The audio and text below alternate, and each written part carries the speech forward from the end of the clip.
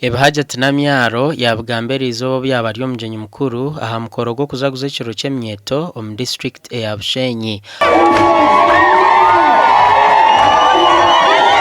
Kudono waruba rwaisibwa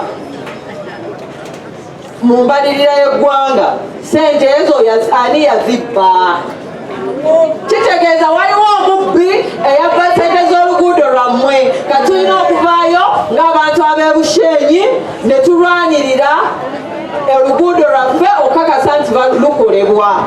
Ona Namyalo yarabura abebembezi ba Bushenyi ngu biine kurwana amasheija aha nshonga z'amajani n'okumaraho ba Mafia abari enyuma y'okugwa kw'ebbeeyi y'amajani.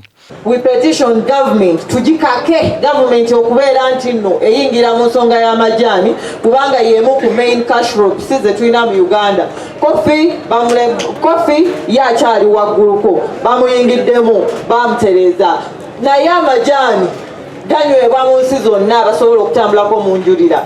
Lwaki ng'ate nga gegasinga okukozesebwa omuntu wa wansi ate era nga gegasinga okukozesebwa ne mu nsi endala?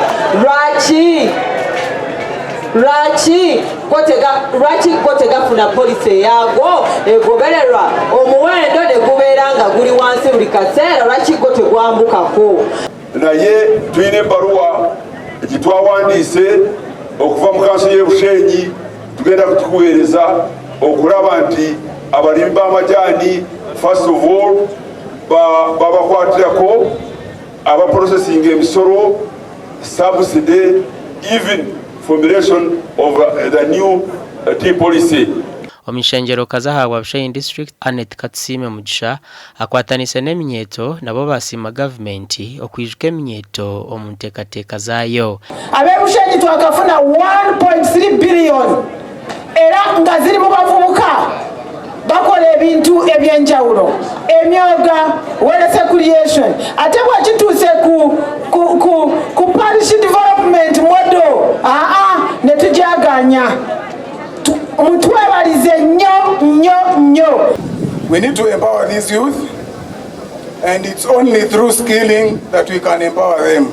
Namyalo yahaye obuhwezi bw'ebiharani ebyoma bya saluni obwoma bw'amawuwa hamwe n'ebindi okwera eminyeto okufuna entandikwa. Hajjat Namyalo okwebembera office of the national chairman yemwe n'obuhensi tureetera ebyoma by'omukono by'okusikiringa youth kandi ntushaba ngu eminyeto ebikozese kandi ebingo bworo omu maka gaabo. Nabwanyuma omuhabuzi wa President Namyalo yacamura abanyabushenyi obwari kubaziniramu hamwe no kubeshongorera. Gasha kwa Michael atwakire.